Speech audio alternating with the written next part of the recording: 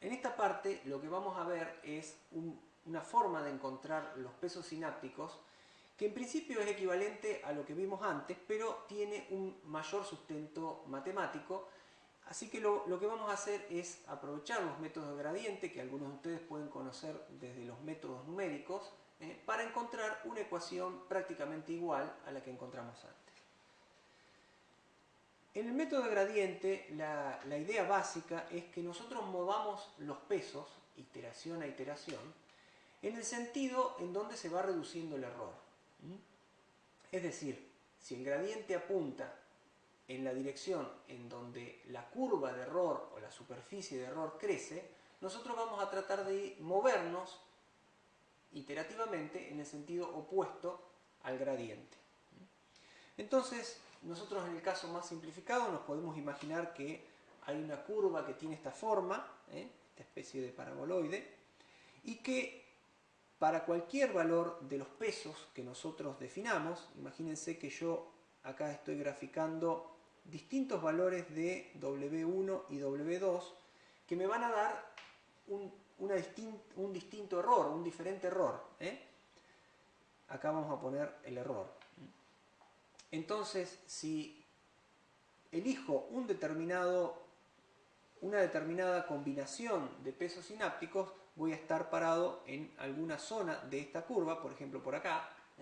Si elijo otros pesos sinápticos, voy a estar parado en otra zona de la curva. Y en cada zona de la curva que yo me pare, voy a tener un vectorcito, que es el vector del gradiente, que apunta hacia donde crece esa superficie de error. Pero yo lo que quiero encontrar es este punto, el punto donde está el mínimo, donde cometo el menor error posible con mi perceptrón simple o en el caso general para la remera anular.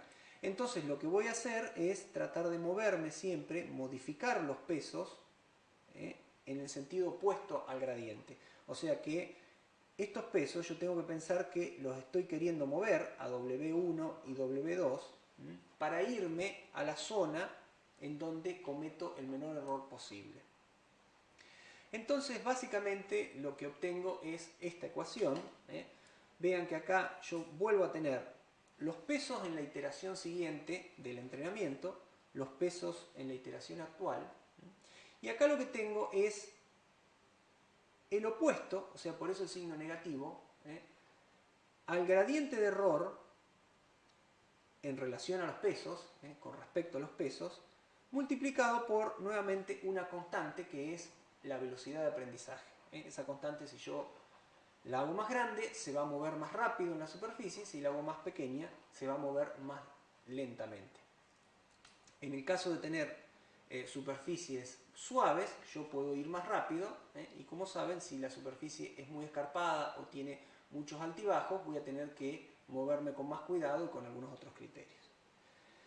Entonces, este método de gradiente yo lo puedo aplicar para el caso sencillo del perceptrón simple, y como vamos a ver en las partes que siguen, también lo puedo aplicar para una red neuronal completa, o sea, con una red que tenga muchas interconexiones de neuronas. Vamos a ver primero entonces cómo aplicarlo en el caso del perceptrón simple. Supongamos que vamos a medir el error de esta manera. Acá estamos usando como D la salida deseada, el que antes también llamamos Y sub D, y esta es la salida actual, o sea, la salida que me está dando la red neuronal.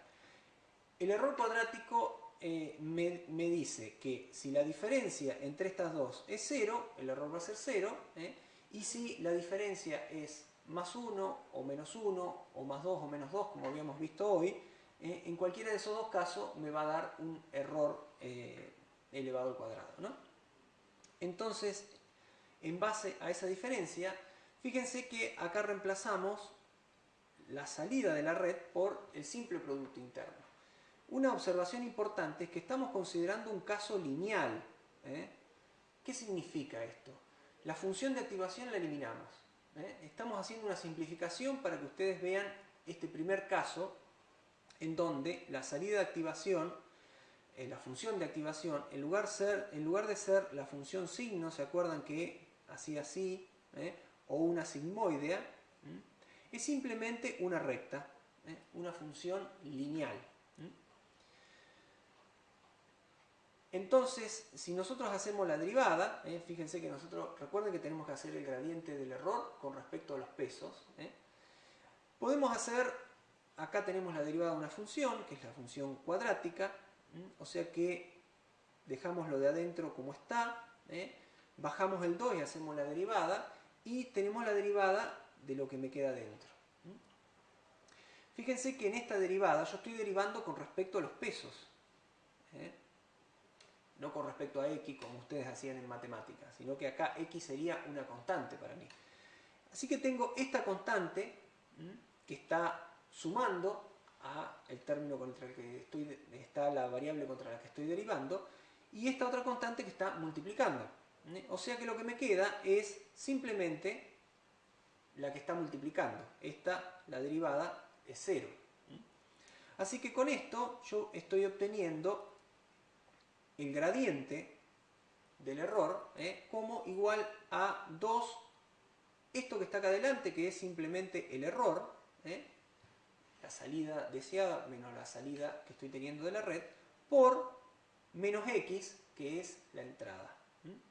De esta manera, si yo reemplazo en la ecuación de gradiente que tenía antes, fíjense que acá tengo el vector de pesos en la próxima iteración, acá tengo el vector de pesos actual, acá tengo menos el gradiente de error, así que reemplazando, yo lo que voy a obtener es esta ecuación, que a ustedes les tiene que sonar muy similar a la que teníamos antes. Fíjense que simplemente lo que ha cambiado con la que habíamos obtenido en la parte anterior, en la parte intuitiva, es que tenemos 2 por mu, y antes teníamos una eta. Así que si decimos que eta es igual a 2 por mu, tenemos exactamente lo mismo, hemos obtenido exactamente lo mismo. Quiero destacar que hay una simplificación acá, y les vuelvo a recordar que estamos analizando un caso lineal donde hemos obviado la existencia de la función de activación. En las próximas partes vamos a hacerlo con la función de activación completa para que ustedes tengan la ecuación completa. Vamos a ver un pequeño ejemplo de cómo funciona esta actualización de los pesos. Vamos a suponer que en una iteración cualquiera, podría ser la primera o cualquiera del proceso de aprendizaje, tenemos estos pesos sinápticos. Fíjense, valen todos 1. Y recibimos una entrada. Observen que la entrada que recibimos es solamente x1, x2. Recuerden que x0 es la entrada de sesgo o de bias y vale siempre menos 1. Y también lo que tenemos como referencia es cuál es la salida que debería dar en el caso correcto. Entonces, veamos cómo funciona nuestro percentón simple. Si nosotros multiplicamos cada peso por la entrada que le corresponde, tenemos más 1 por menos 1, este menos 1 de acá, más 1 por más 1, más 1, más 1 por más 1, más 1, y el signo de todo esto va a dar 1 positivo, que evidentemente no coincide con lo correcto o lo que a nosotros nos dice el dato de entrenamiento que debería ser lo correcto. Entonces evidentemente acá tenemos un error y hay que corregir los pesos sinápticos. Para corregirlos vamos a utilizar la formulita de adaptación de pesos que acabamos de encontrar, en donde tenemos a los pesos actuales, le vamos a sumar esta componente, que es la que acabamos de encontrar. Fíjense, acá tenemos los pesos actuales, que son los que habíamos dicho que eran los que estaban inicialmente. Acá tenemos los valores de la entrada. Acá tenemos el error. Observen que nosotros tenemos el menos 1, que es la deseada, menos 1, que es el valor que me está dando actualmente. Y acá tenemos esta constante de aprendizaje. Entonces, vamos a suponer, para este ejemplo, que la constante de aprendizaje es 0,5, un medio directamente. Entonces, ¿qué nos va a quedar acá? Un medio va a ir al mu. Nos va a quedar simplemente esta actualización. Nos quedó un 2 ahí adelante. Y el vector nuevo de pesos, el vector de la próxima iteración, va a ser el vector actual de pesos, recordarán, y esto que es el ajuste, el cambio que hicimos. Así que nos va a quedar, simplemente acá sumamos como se suman los vectores, nos va a quedar 3 menos 1 menos 1. Veamos ahora, ¿qué pasa si vuelve a entrar a nuestra neurona la misma entrada que entró antes? ¿Se habrán corregido los pesos de manera adecuada para que ahora la salida sea correcta? Bueno, tendremos que hacer los mismos cálculos que antes. Fíjense que ahora, si vuelve a entrar la misma entrada, estos son los pesos que tenemos los nuevos, y esta es la entrada. Así que es 3 por menos 1, es este menos 3 de acá. Menos 1 por 1, esta sí es parte de la entrada verdadera. Recuerden que este era el x sub 0. Y menos 1 por 1, esta otra parte, que es lo que tenemos acá.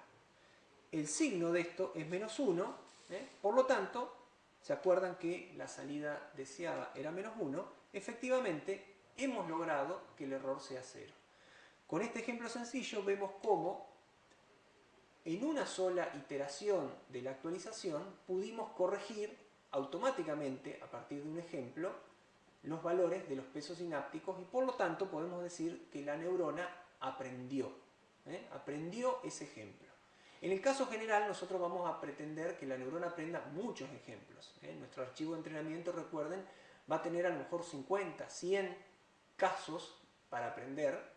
Entonces vamos a tener que ir moviendo con una velocidad de aprendizaje, recuerden el mu, pequeña, para que aprenda un poquito de cada uno e incluso le vamos a poder mostrar ese archivo de entrenamiento muchas veces hasta que la neurona realmente no se equivoque en ninguno de los casos o la menor cantidad posible de casos de entrenamiento.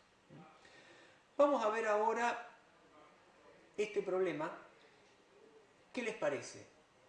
¿Este perceptrón simple podrá resolver este problema? Si nosotros ubicáramos, aunque sea manualmente, la recta acá, estaríamos clasificando mal este caso. Si ubicáramos la recta acá, ¿se acuerdan que la podíamos mover con la ordenada de origen? Seguiríamos clasificando mal este. Si ubicáramos la recta acá, también estaríamos clasificando. Al parecer, siempre ubiquemos donde ubiquemos la recta, estaríamos clasificando mal uno o hasta dos de los casos. Entonces, ¿qué está pasando acá? ¿Realmente la neurona puede resolver un problema tan simple como este o no lo puede resolver? Este es el típico problema de OR exclusivo y vamos a ver qué pasa en la próxima parte.